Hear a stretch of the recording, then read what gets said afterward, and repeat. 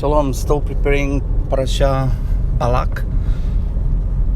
We've got the storyline of Balaam, his donkey, Balak, the Moabite king, and a lot of interesting things happening.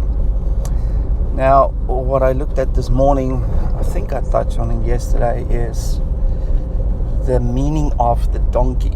Now, the donkey is a representation of your strong will and stubbornness.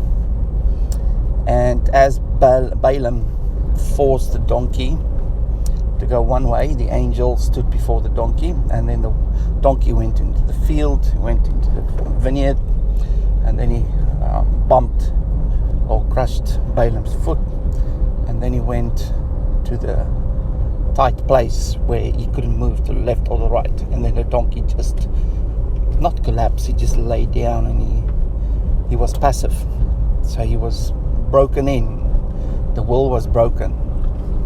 So we're going to look at that tomorrow when I present it. There's a few interesting things there that I'm not going to reveal now. It's just an overview of what the symbolism is of those things and how that relate to us in a personal context.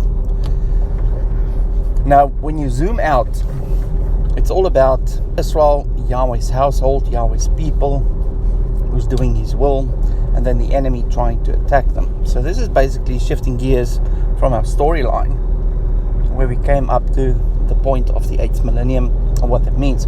But as we all know, number 8 is also number 1. And number 1 is the starting of our cycle, and number 8 is the starting of the next cycle. So they basically are the same thing, but in different stages of Yahweh's restoration process, as we discussed last week. So everything that applies to us in this life also applied to the people who's going to be in the 8th millennium outside of the city, because it's in a fallen physical state that they will face these challenges, but with different dynamics. Now, we've got the full dynamic of Hasatan, the ruler and the owner of the kingdom of the earth, because Adam and Chava gave it to him when they sinned.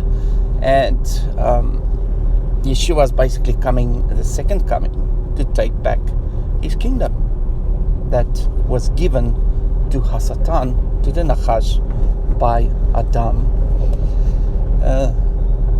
That also now applies to the concept of the next cycle. And the things that we face outside the garden is the things that we face outside the city. So we see the same symbolism. And within some of the gematria that I looked at this week, there is hints to referring to the city. Now, in the context of the 8th millennium, yes, the city will be present. And there is a potential to go into the city, to enter into the city once you've completed your process of purification. How long that will take, I don't know. It might be a shorter process. It might not take 7,000 years. It might be a shorter duration. I don't know. We'll see when we get there. Let's say it this way. Either you're going to be inside the city or you're going to be outside the city. Inside the city, you're going to be cleansed. You're not going to be in a leprous state. Outside the city, you're still in a leprous state, in the fallen state that we experience now, where we are subject to the impurities or the ritual impurity of the fallen nature. Now, the Moabites were distressed. Now, the word distress is the word kutz. Kuf, Vav, Tzadik. Now, within that, we see the meaning that it means to be distressed, but also to be disgusted and to be oppressed. So there's a uncertainty there of it's not a happy place, it's not an ideal place to be in. Either parties, when Israel looked upon the Moabites, they were disgusted at the Moabites. When the Moabites looked upon Israel, they were disgusted at the Israelites. But they were also afraid. And that's one of the meanings of Kutz, because of Yahweh that is on their side, because of the covenant, because of the Ark of the Covenant, because of the promises associated with the covenant that was given to Abraham, that manifested the birthright in their midst, which is basically the blessing and the fruitfulness and a beautiful garden and all those things that we connect to the Garden of Eden and connect to the city of Jerusalem, the final state of Shalom. All those things are connected to the birthright and to the covenant. Now, the Moabites, as I said, are rooted into Esau, which is the contender for the birthright. He had the right to have the birthright, but then Jacob took it from him. It was actually not taken by Jacob. Jacob picked it up because Esau dropped it. Esau didn't want it.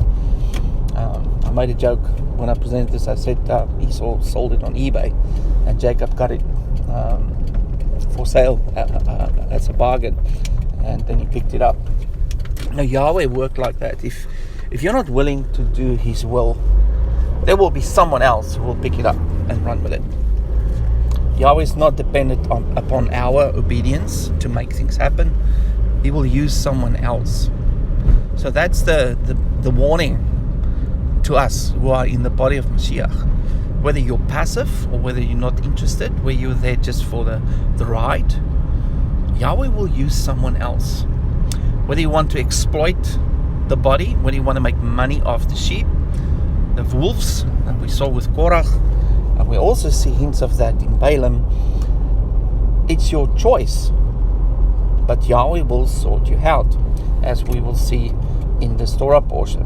Now, the word distress, goods, we've got the Gematria, I think of 196 if I can remember correctly, and that color in a very, very dark picture. It's darkness and stress and oppression and depression, and there's a thorn, and it doesn't look right, and I think there's a cutting and a separation, I think, from memory.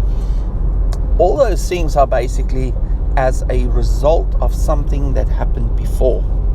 Now, one of the best examples we have where Paul referred to is a thorn in his side. Now, I call this section the sin of the fathers, which is a result of something that happened in the past within the previous generation, and it had a negative effect on the next generation. Now, Paul had a thorn in his side. One of the meanings in Gematria is to conceal, so we don't know what the thorn was, what the sin was. We can think about maybe it was because he killed off Yahweh's people. It's similar to Balaam. Yes, it fit the picture.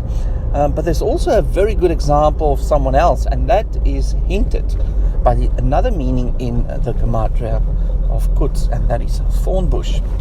Now, there's only one other person who had a connection with a thorn bush, who also had a thorn in his side, and that was Moshe. His thorn in his side was he killed someone, then his family was pursuing him and he fled because they wanted to reveal his sin that could get him into big trouble, and then Yahweh couldn't use him. And then he had a thorn bush experience and accepted the calling, and then he became the redeemer of his family. Isn't that a beautiful picture? Where when you as a father or as a previous generation did something wrong, and your children are now in a place of darkness because of that, Yahweh can still use you. Repent. Sit around the thorn bush. Have a close relationship with Him. And then He will reveal what the plan is for the salvation of your family. So that's a very, very, very powerful message in itself, just looking at that. And I'm happy to share that with you, and I hope you have a wonderful day. I'll reveal a bit more tomorrow on this topic. Shalom.